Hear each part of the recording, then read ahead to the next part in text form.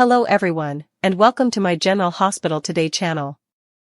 Laura Collins had always prided herself on being the moral compass of Port Charles, the one person who could stand in a room full of mobsters, schemers, broken heroes, and redeemed villains and still carry herself like the conscience of the town. But the night she discovered Dalton's cold, lifeless body stuffed in the trunk of her own car rattled her in a way not even decades of Cassadine turmoil had managed, and now, in the days that followed, her guilt began to metastasize into something dangerous, something capable of pushing her toward decisions that would ultimately betray Sonny Corinthos and Jason Morgan in ways she never imagined, because while she called Sonny in a moment of panic, her hands trembling, her breath shallow, her mayoral instinct screaming at her to dial the police, she knew deep down the second she heard Sonny's voice on the other end that she was already crossing a line she could not uncross. And when Jason arrived, silent as ever, methodical and steady as he moved the car and body to erase all trace of her involvement, Laura felt a crack form somewhere in her conscience, a hairline fracture that widened with every passing hour as she kept replaying the same question over and over. Why didn't I go to the authorities? Why did I let the mob clean this up? And the answer, she feared, had everything to do with the truth she didn't want to confront. Sidwell, the very man she suspected of framing her, had put her in a position where she was now compromised, vulnerable, and easy to manipulate, which she knew would come back to haunt her, especially once word of Dalton's disappearance began spreading through Port Charles, and as Nathan West, recently reinstated and determined to prove he was still the same unstoppable investigator he once was before tragedy pulled him into the shadows, was tasked with finding Professor Henry Hank Dalton. Laura's anxiety grew because Nathan didn't know what viewers knew, that Dalton was dead, that Laura had stumbled upon his body, and worse, that Sonny and Jason had moved it. But the question now wasn't merely whether Nathan would uncover the truth, it was whether Jason and Sonny had truly covered their tracks well enough, or if Nathan's investigation, combined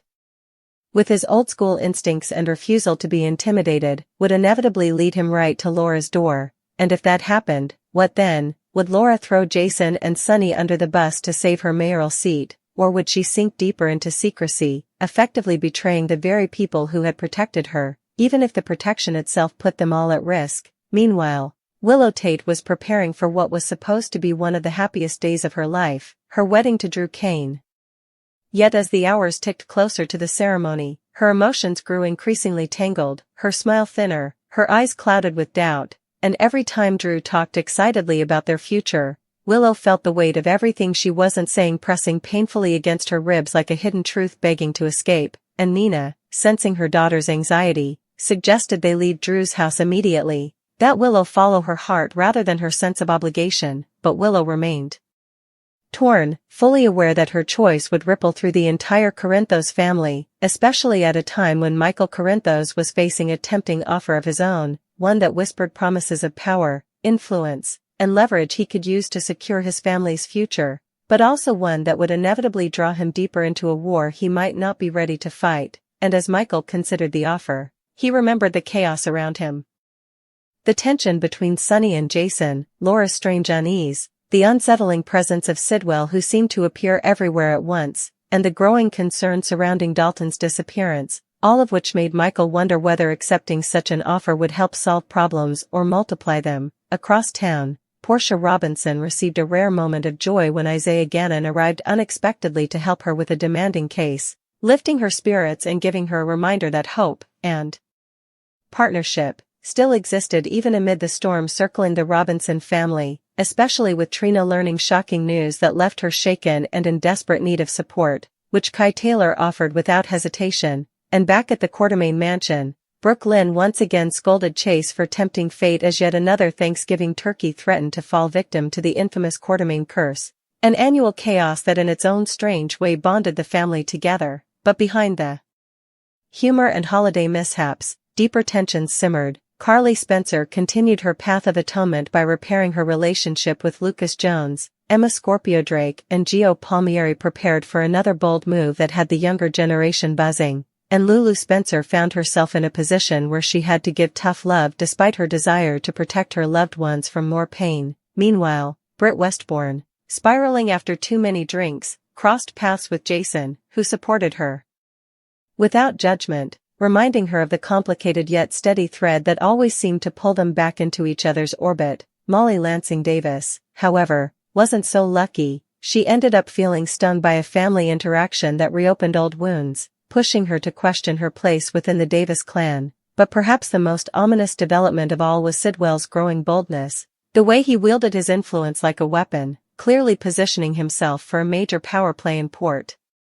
Charles, and if he had indeed framed Laura for Dalton's murder, then it was only a matter of time before he revealed his true intentions, using Laura's secret to control her, to strong-arm decisions from the mayor's office, and possibly to turn her into a pawn against Sonny and Jason, which would shatter Laura emotionally, forcing her into the ultimate betrayal, choosing her own political survival over the loyalty she'd long shown the Corinthos organization. And yet, even as she tried to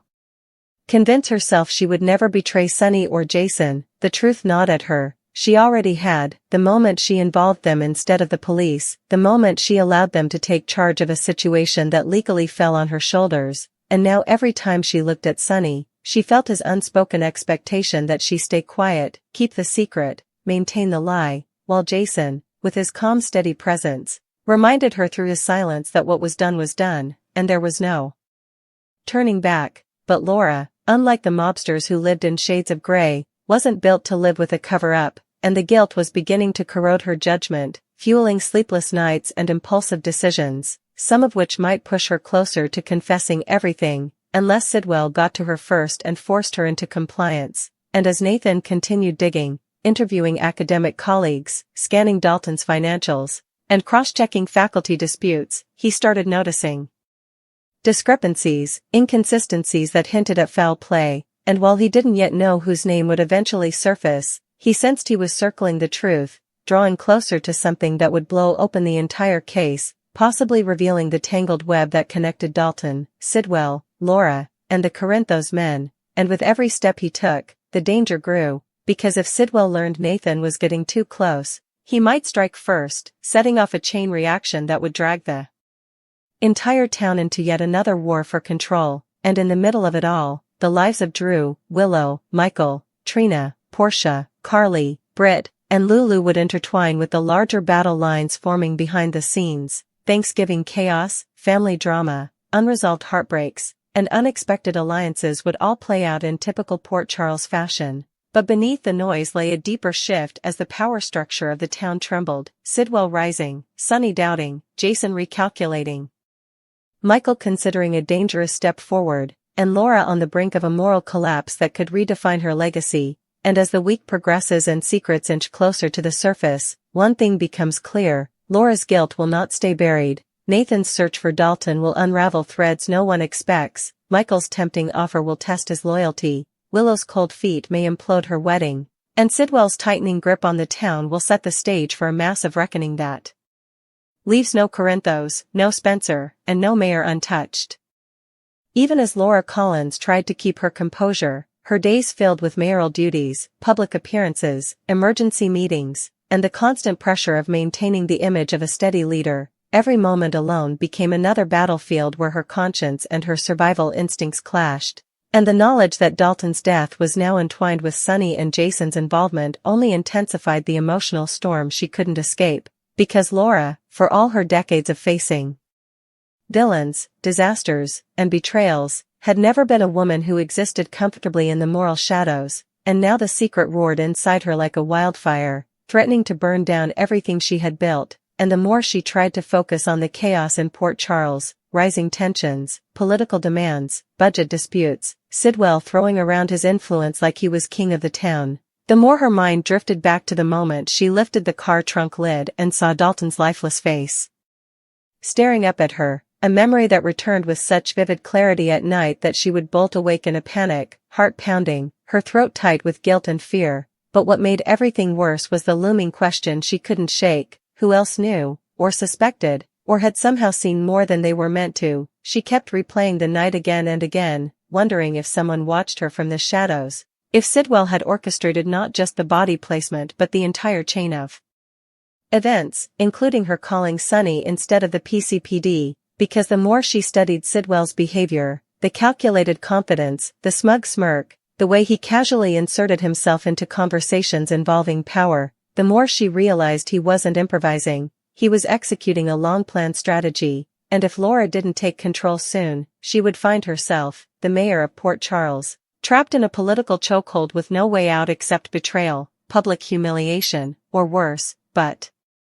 even as she wrestled with her internal war, Nathan West continued his methodical search for Dalton, his instincts sharpening with every new clue he uncovered because Nathan, unlike many in Port Charles, wasn't intimidated by the Corinthos power structure, nor by Sidwell's shadowy influence, and certainly not by the whispers circulating about Laura's recent odd behavior. And as Nathan dug deeper into Dalton's past, academic enemies, suspicious financial dealings, a rumored connection to Sidwell,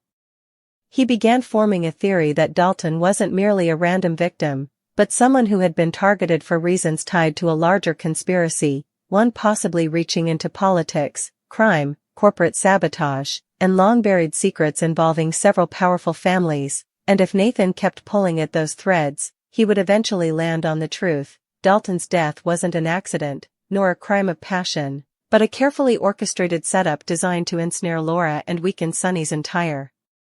network. And although Nathan didn't yet understand who was behind the chessboard, he knew someone was moving pieces aggressively, and it was only a matter of time before the identity of the mastermind came into focus. Meanwhile, on the opposite side of town, the emotional storm brewing around Willow Tate's wedding intensified as she struggled to reconcile her heart, her loyalty, her future, and her fear of hurting the very people who stood by her through her darkest moments. And while Drew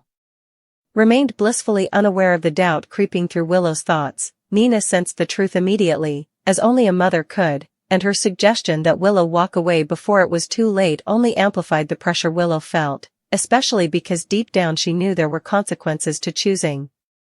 Drew, consequences to rejecting him, and consequences to pretending everything was fine when her heart wasn't aligned with the path she was walking down. And as Michael Corinthos continued to weigh the tempting offer presented to him, one that dangled the possibility of securing control over a brewing financial and political storm in Port Charles, possibly even beating Sidwell at his own game, he found himself increasingly torn between protecting his family's future and maintaining the moral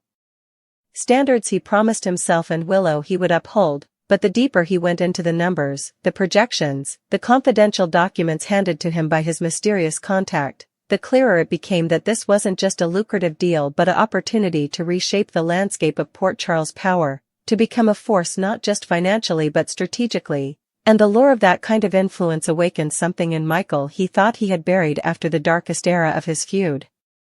with Sonny. And while Michael wrestled with the consequences of saying yes or no, the Quartermaines faced their usual Thanksgiving chaos, with Brooke Lynn chastising Chase for tempting fate and the family bracing for another disastrous turkey. Yet beneath the comedic surface simmered real tensions, old grudges resurfacing, unspoken concerns looming, everyone pretending to be fine while silently worrying about Willow, Drew, Michael, and the Corinthos-related chaos inevitably bleeding into their family. Across town, Portia Robinson felt a rush of relief seeing Isaiah Gannon walk in, the one person who could steady her nerves when work became overwhelming, and she took comfort in the shift of energy he brought with him, even as she remained concerned about Trina's emotional state after the shocking news she uncovered. And Kai Taylor's supportive presence helped soften the blow, giving Trina the space to feel her emotions without judgment. Meanwhile, Carly Spencer continued her slow, difficult journey toward redemption as she mended her relationship with Lucas Jones, offering apologies she had avoided for years and acknowledging the harm she caused. And every step forward brought her a sense of healing but also a sobering realization. She had spent so many years protecting Sonny, fighting battles that weren't always hers, and now that the Corinthos world was facing unprecedented upheaval, from Sidwell's rise to Laura's unraveling, Carly felt a creeping dread that another crisis was coming, one involving people she loved deeply but could no longer shield. Emma Scorpio Drake and Gio Palmieri, fueled by determination and youthful boldness, plotted their next move, one that promised to shake up a situation the adults around them had failed to solve. And as Lulu Spencer delivered tough love in another part of town, trying to guide those she cared about through their spiraling emotional messes, Britt Westbourne, drunk and vulnerable, found herself leaning on Jason. Once again, a moment that not only reopened old emotional wounds but reminded Jason of the life he might have had if fate had been kinder. And Molly Lansing Davis, still stinging from a painful interaction, sought refuge in her work but found herself unable to concentrate, her emotions tangled and raw as she wondered how she could keep giving so much to a family that often didn't give her the same in return. But beneath all these individual struggles lay the storm building around Sidwell, whose influence continued spreading like a shadow over Port Charles as he subtly inserted himself into contracts, business dealings, political conversations, and social circles he had no business controlling, and with each calculated move, he tightened the web around Laura, ensuring that if Nathan uncovered too much or if Michael accepted the offer that would shift power dynamics, Sidwell would still hold the winning hand, unless someone stopped him first, and that someone, ironically, might be Laura herself, because as her guilt deepened into something sharper and more desperate, she realized she couldn't stay silent forever, couldn't keep pretending that her decision to involve Sonny and Jason was justified, and even though confessing the truth would implode her career, tarnish her legacy, and possibly put her in legal jeopardy, she began to understand that the longer she concealed the truth, the more power Sidwell gained over her, and the more danger she put Jason and Sonny in. Especially with Nathan now unknowingly following a trail that would eventually collide with their actions, and as Laura stood in her office staring out at the skyline of Port Charles, she felt something shift deep inside her, a resolve beginning to form, a dangerous clarity that made her realize she might have to betray Sonny and Jason in order to save them, because if Sidwell intended to use her as a weapon against them, the only way to neutralize his leverage was to expose the truth before he could manipulate it. But that choice came with devastating consequences, and as she considered her options, the weight of the entire city seemed to settle on her shoulders, the secrets, the lies, the alliances, the betrayals, all swirling together into one massive reckoning she could no longer avoid, and with Nathan closing in, Michael approaching the point of no return with his tempting offer, Willow's wedding on the brink of disaster, and Sidwell tightening his grip, Laura understood that the days ahead would push every major figure in Port Charles to the edge, ultimately setting off a chain reaction that would change loyalties, destroy alliances, and drag the entire town into a new war, one that she feared she might have accidentally triggered the moment she dialed Sonny's number instead of calling the police. But even as Laura contemplated whether coming clean was the only way to stop Sidwell from weaponizing her guilt, the city around her continued spiraling into its own set of crises, each thread tangling more tightly with the next until the entire tapestry of Port Charles felt ready to tear apart, and a major part of that unraveling now centered on Nathan West, who was growing increasingly suspicious of the inconsistencies in Dalton's timeline, his last known movements, the sudden disappearance, the lack of digital activity, the uncharacteristic break in his routine, and the more Nathan examined the details, the more convinced he became that Dalton's case was not a simple missing person situation, but a cover-up with multiple layers, each pointing towards someone with both power and resources, and though Nathan had no concrete evidence yet, he felt a quiet alarm building deep in his instincts, the same instinct that had made him such a formidable detective before tragedy took him away.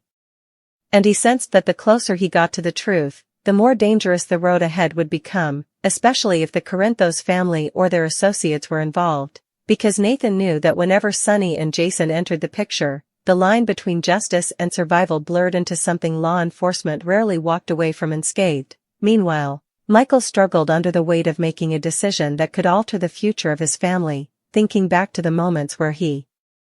tried so hard to distance himself from Sonny's world, only to find himself constantly pulled back in whenever crisis struck, and the offer on the table promised him autonomy, but also influence, and Michael wasn't sure which tempted him more, protection or power, especially when he considered how vulnerable his family had been in recent months. And over with Willow, the minutes leading to her wedding felt heavier and heavier, every expectation pressing against her chest like invisible hands, trying to steer her forward into a decision her heart wasn't ready to make. And every time she imagined walking down the aisle toward Drew, she also imagined the fallout afterward, what would happen to Michael, what her cold feet would mean for her own emotional well-being, what choices would follow if she admitted the truth to anyone, and how Drew would react if she did the unthinkable. And while Willow tried to conceal her inner turmoil, Nina watched her with the sharp, intuitive gaze of a